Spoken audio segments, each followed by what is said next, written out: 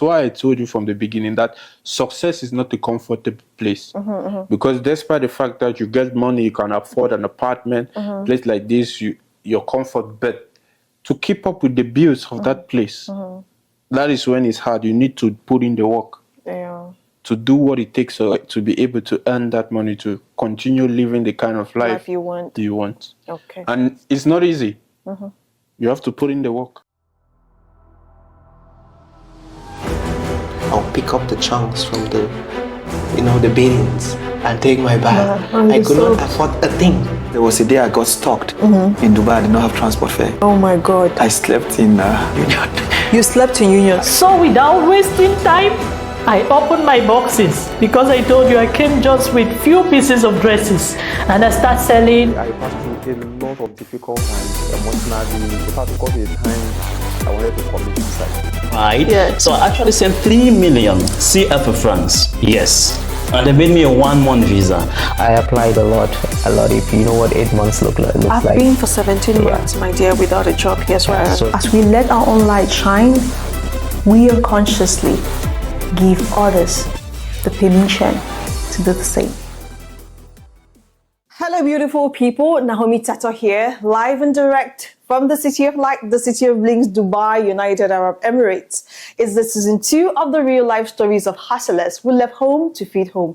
Today's story is one full of wisdom. He came, he saw, he conquered, and he acquired knowledge and wisdom. So before I spill the beans, I will just pass on the mic to our guest to properly introduce himself. Hello, everyone. My name is Elvis, and I'm here with Bengi's World. Nice program, beautiful program. I'm from Cameroon, Northwest region to be precise. So I've been here for quite some time now.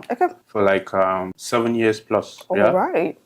So the experience, me being here in Dubai is a whole lot. We can literally write a book about it, but because of the good, the bad, the ugly, everything is included. Right? So there's a lot for us to talk about.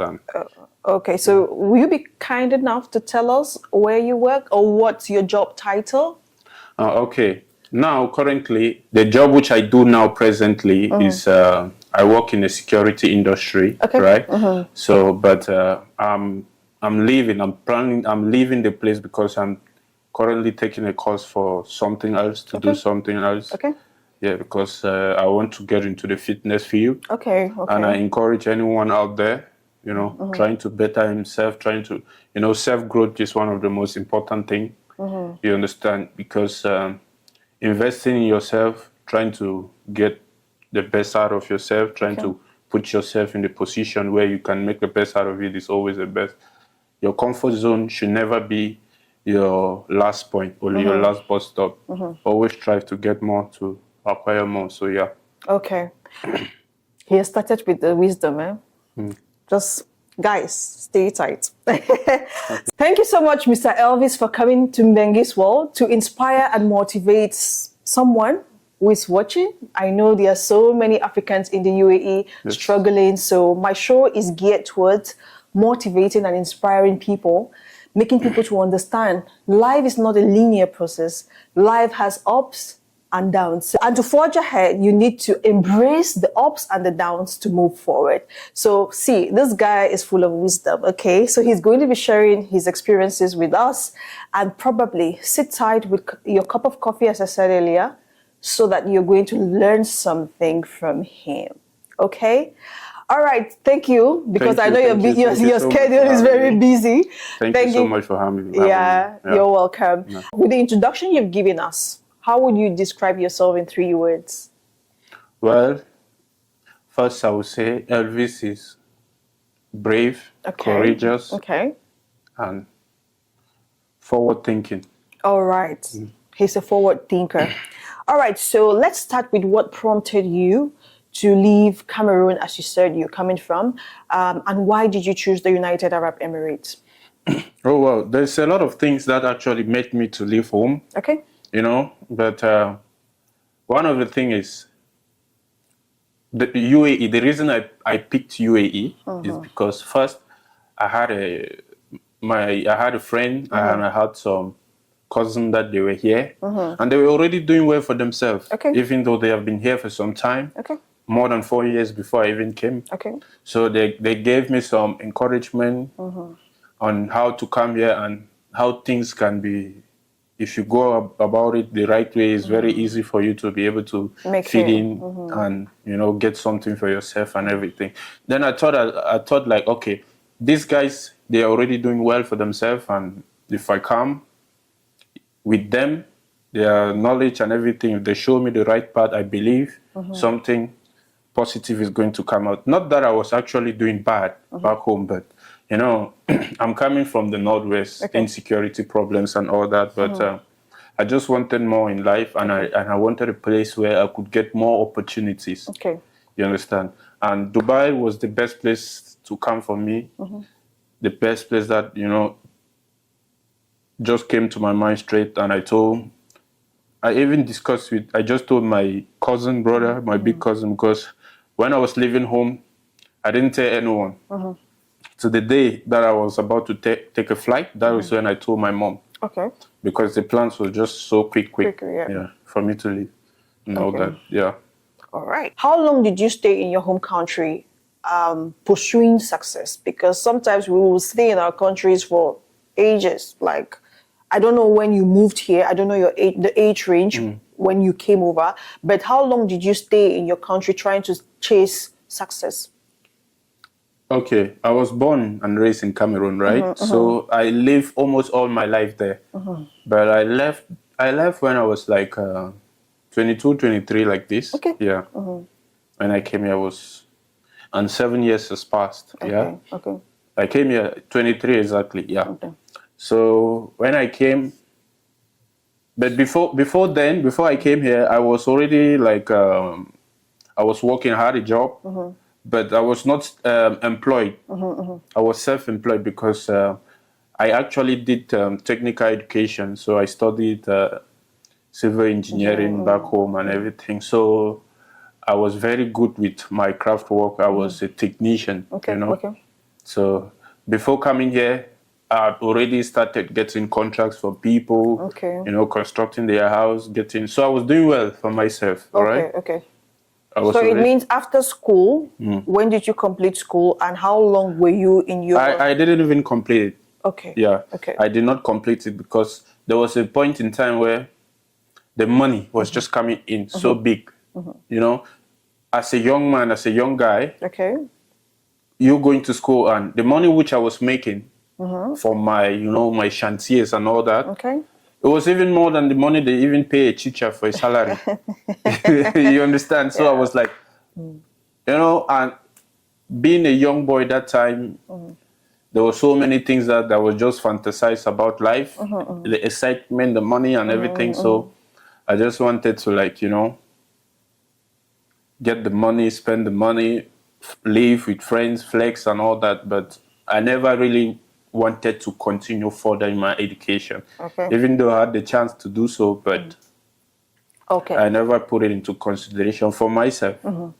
So when you conceived the idea about coming over to the United Arab Emirates, did you give yourself some time frame that, okay, when I come here, 5 years, I need to succeed? Yes. You gave yourself? Sure. Yeah. All right. When you were doing your job, you dropped out of school and you were pursuing your civil engineering career or craft, how, was it the same? How long did you give yourself to succeed in Dubai? Let me start from that. I said 5 years. I was not even planning to go back home, but I said 5 years. When I came here, when I come here, I would stay 5 years. After 5 years, I would just, find my way to go to Europe and everything. But that was one of the most stupid decisions that I ever made. You understand? Because after some years, 4 years, I stayed here and I see the place. That Europe mentality just wiped. Just erased it from my mind completely. You understand? Because I see, and I've worked with people here. All right, they're from Europe, and I've seen the opportunities. They tell me by themselves. I have a lot of colleagues in my workplace. They're Europeans. They're here working with me. You understand? Of course, you can go there for visit and all that, but Dubai is a very, open place. if you have the mindset of, putting in the work, putting the sacrifice, you'll definitely make it. Yeah, I don't see no reason for you going to another country. So you gave yourself 5 years. Yes. We're coming to another question. Okay. All right. So, what were your first impressions when you came to Dubai? Let's focus on the. That's what I'm trying to say is what wowed you, what took you by surprise about the weather condition, about the accommodation, and overall environment. First, the weather. Okay. When I came, immediately I got out from the airport. The heat. When did you?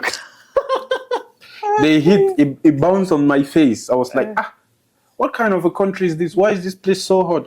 Before I came here, I was actually in Douala. Okay. And I was in Douala. I always complain about heat. Like I was frying, I was boiling there. But when I came here, I was like, okay, this is on another level. Okay. You understand? But did you make your research before coming? I knew that the country was hot. Okay. But I never thought it would be this hot. Okay. All right? I just thought, because even the guys, my friends, they were here, my brothers, and they just told me it's similar weather to Douala and everything. Okay. So I just had that kind of a mentality that, okay, if I can survive it there, then definitely. But when I came, the reality hits me so differently, and it hits me hard.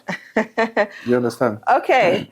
All right. So let's get to the accommodation. When Elvis arrived and they said, okay, Elvis, this is where you're going to stay. What made you to be, and for someone that was already working and earning some kind of money back at home, what took you by surprise about the accommodation? Okay. The accommodation, actually, like I told you, my cousin came and picked me. So he took me to Rasakema. Okay. He had his accommodation was very nice because he was living in an apartment. He had his studio apartment and everything. So his place was good, right? Okay. But when I got a job, I left that place to my job site, to my company. All right? The accommodation, it was not that bad, but it was like, okay, that was my first time having the experience to sleep on a bunk bed. Okay. You understand? Because, back home, there's no way you can even see that kind of a bed, talk less of you sleeping, unless it's in a dormitory school. Right? So when I came there and they gave us a room, we had our lunch area, and we were like 7 to 8 people like that, 6, 7 people inside a room with the bunk bed and everything. So that one surprised me, but it was okay. The place was clean. The place, because it was at Internet City. Okay. International City, sorry. Right. Yeah, right. So, yeah. All right. The accommodation never really blew my mind, but I was so surprised that, okay, a grown man will be in the room with these other people and on this bed. But I had my mind so focused on, I am not here for this. There is no comfort here. I just need to get this money. My target was the money. Okay. I was so concerned about the money. Okay. So what about the overall environment? Because sometimes, some of us in Africa will just for that show, I was very impressed with the level of infrastructure, the roads, the buildings and everything. I was like, okay, this is what I was studying. This is what I've been, when we were back home, we used to study about buildings and we draw plans of housing. And when I came here, I saw a lot of design. I was like, it wowed me so badly. I was like, okay, these guys, they're on another level. Okay. Then I'm like, okay, what we are doing back home is just cotanela. Of course. You understand? Yeah, these guys, they're on another level, right? Okay. So, I was really amazed by the high level of infrastructure here. Everything is on point. The road system, the building, transportation, everything. Okay. Yeah. Because on the next question, which you've side by side answered in the previous questions, I wanted to know who you were back in your home country. So just give us a 1-minute overview of who you were, where you studied, how you worked, and before coming. Okay. Well, when I was back home, like I said, I studied in couple of school because I was very stubborn at that time. So they were terminating you from school? No, not that they were terminating me, but I used to change schools. Okay. Because I remember I went to GTC Alabcam, I went to GTC in Chomba, then I went to Longla Comprehensive College, which is LCC, Mancon. That was when I studied there, then I left All right. Okay. So I changed about 3 schools. Right. So before I left, I was already, getting some money, and things were happening. Things were happening so fast in my life, so quickly, even more than my age. Okay. So that was when I was able to like start thinking of being responsible as a man before I even get to that age of maturity. All right. Yeah. Okay. So because you spent, you said you spent 23 years in your home country before moving over. Yes. And you gave yourself 5 years in the UAE to succeed. How is that possible? Why did you give didn't you just have to correlate that I've spent 23 years in my own home country and it was a little bit far-fetched, and why would I think another man's land is going to give me what my country could not give me in 5 years?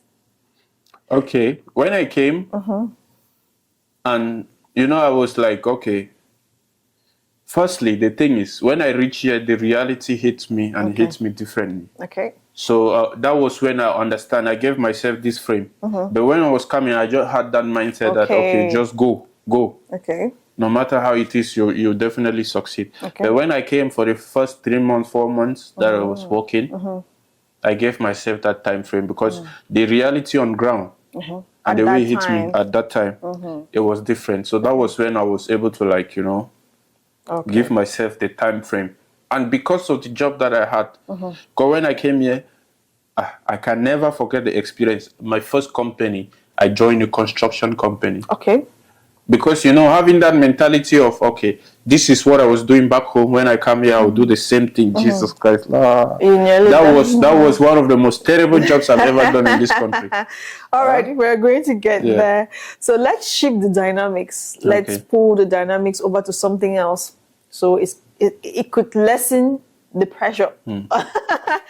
Let's talk about love in Dubai. Yeah. I know you're prominent on TikTok, right? Because that's basically where I met you. Exactly. However, I don't know if you go on those sites where you would see people are talking, you see small live clusters and people will be saying, oh, there's no love in Dubai. You can actually find love in Dubai from a male perspective, and a single one at that. How do you see the dating scene like in Dubai as an African?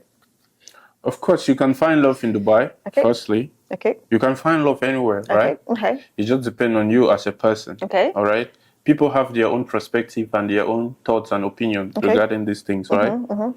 But for me in general, I think dating in Dubai, it should be like focusing on your partner, like who is in your life, the kind of person. Because, time moves so fast in this country. Definitely. Right? So, if you know you're not going to be in someone's life for a long term, let them know. Yeah. Don't just hold them down for nothing. You understand? Yeah. So, for example, like me, I'm single.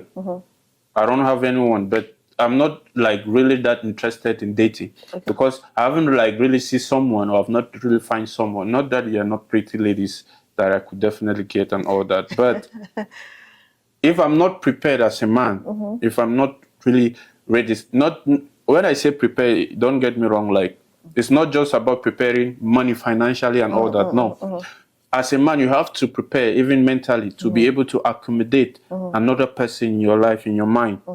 Because the way I was brought up by a single mom, and I know how my mom struggled to raise me, to understand the love and everything. So I need to reciprocate that same love to my partner. Yeah. If I'm not ready to give you now, I won't go there. Okay.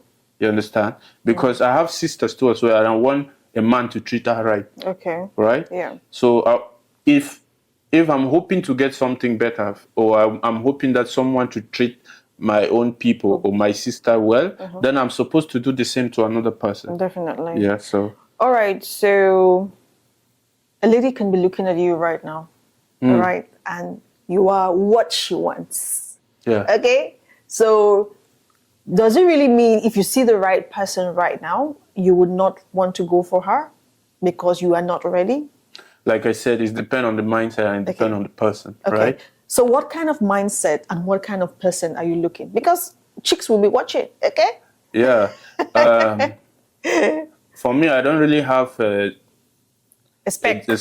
not a spec, to be precise. I don't really have a preference regarding these things because I believe everyone grows, right? Yeah. And there's a time that people grow out of their circle, and they become so big in mentality and the way they handle things and the way they do things. So for me, I would just say, if I'm looking to have someone in my life, firstly, I need someone who respects me, who can respect, because I know respect comes with everything. If I respect you and you respect me, there is always going to be a way the two of us, we can be able to coexist in a relationship. You understand? So for me, I don't really have too much of things, because if I'm in a woman's life, or if I need a woman, or I want to be with a lady, first just know that this man is a free and open person. I'll never hold you down for you not to chase your dreams, not to get a career and everything. No. Yeah, definitely. You understand? I even want my lady to be career orientated, right? To be a go-getter and all that. So there's no way that I'll say, you come, you just need to stay at home, I'm the man, I'll be no. Okay. If you, whatever thing you want to do, you're free. But my problem is just respect me, that this is the man, and he's the man of the house. Okay. You understand? Because you cannot be a man and a woman at the same time, right? So you have to let the ship for one person to control. But when we're at home, so many things is for you. I just sit back but you have to know that, this is your man. Okay. Yeah. All right. So do you think there are places in UAE or Dubai where you can find love as a single person? Like I told you, right? You can find love anywhere. Grocery mall, supermarket, beaches, and there's no specific area or location. Even on TikTok, live TikTok, whatever. Yeah, people do find love there. All right. But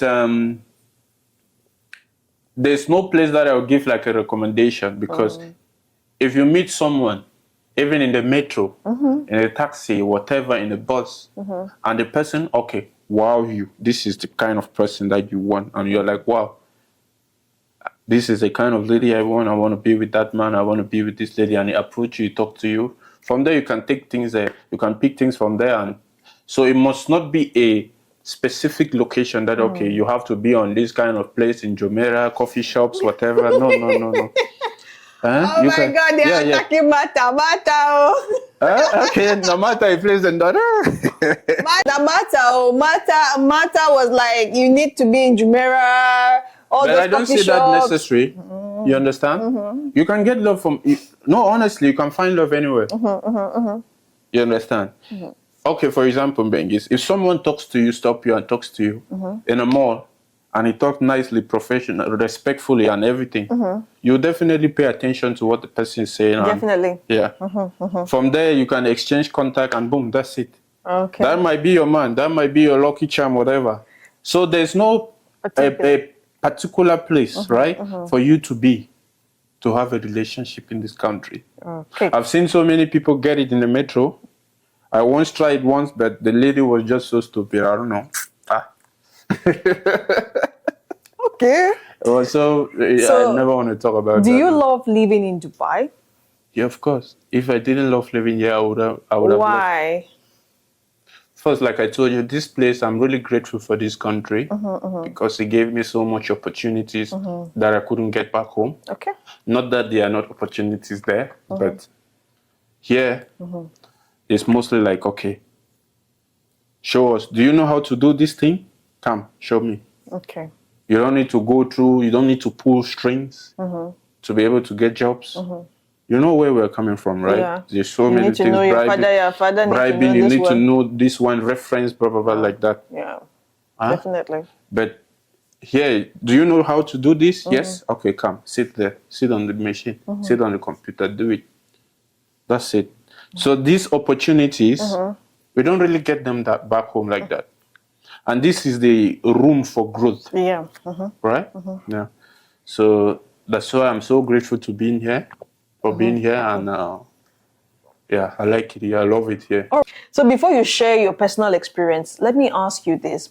During these 7 years, this journey, was there a time when you thought you've made a mistake coming here? Yeah, I thought about it a couple of times. Especially when I was in my first job, because it was frustrating me. I was having, you cannot even imagine. I can imagine those construction jobs are crazy. It was frustrating me. I was literally going out of my mind. I was about to go mad. Oh, really? It was really that frustrating, honestly. Wow. I was working with people. I wouldn't really say they were just stupid or whatever. No, I was working with people that is like, they were not thinking with brains. Like their brain does not work. Language barrier, everything. Every day I'll come back, I'll be so angry, I'll be so pissed off. I could not even stay in that job for a year. I stayed there just for 10 months and I resigned. Okay. All You right. understand? I resigned quickly. So during that time, I thought about so many things. I thought about leaving. I thought about just changing. I thought about just waking up one day, just going to the office, take my passport and go home. So many things I came to my mind. Okay. You understand better. I thank God I was patient. I thank God that I had patience. Okay. Okay. So I was able to move past the trauma, the terrible experience, the things I was facing and all that in my workplace and everything. So yeah. Okay. So can you just share your personal experience from the job hunts to the employment to the housing to the visa change, if you had any? Yes, there was one point in time I did visa change one time. Only once in 7 years? In the last 7 years? Yes. Okay. Because, and the reason I did visa change was one stupid mistake that I did. Because before I always leave any job, I always have this plan. And I advise people and encourage people to. Why, if you're in in your current job and you have any plans of changing, first, while you're there working, you can be doing your research, applying, try to get companies, right, that they can hire you, companies, legit companies, that they can recruit you. Because almost all the jobs that I've got over time, when I go for the interview and I tell them that, okay, I'm on my resignation period. I resigned from my previous company, but I have maybe 1 month notice. 1 month notice to... Yes, if the company needs you, they'll wait for you. Definitely. You understand?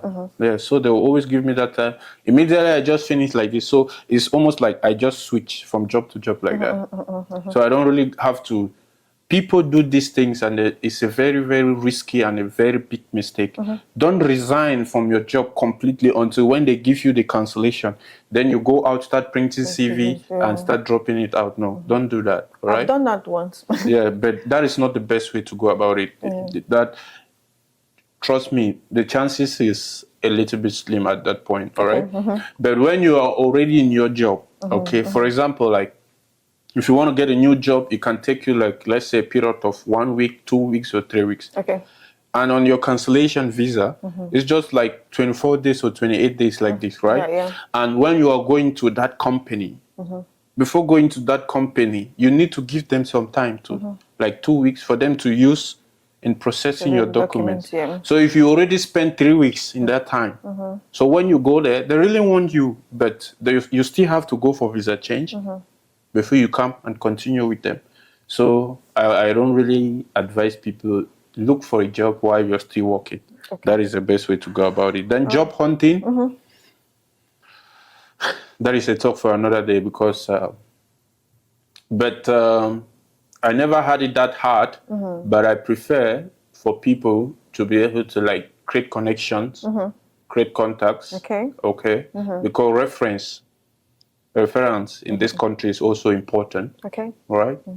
Then the most easiest way for you to get a job is for you to be able to make a proper CV, put it online, apply on websites, on Indeed, all right, LinkedIn, Dubize, all right, Golf Talent, all these places, all right. You can make a proper CV with then if you go on LinkedIn, be a professional page. You understand? Details about yourself, everything. You submit your CVs and everything. So the companies, they need you. They will be the ones sending you the emails, the calls and everything. Then you go for interview. So how long when you came in, how long did you spend without a job before you got your first job? It was just 3 weeks. I never spent that long. Okay. And when I came, the first week I got a job, I went there, I worked for like 2 days, but I never liked it. So they wanted me to continue, but I left. I went back to Rasakema. Okay. Right? So I went back to Rasakema. Then I continue applying. Then I go for some couple of interviews. Then before I finally got the one I got at that time. Oh, okay. So how many employments have you had in the past 7 years?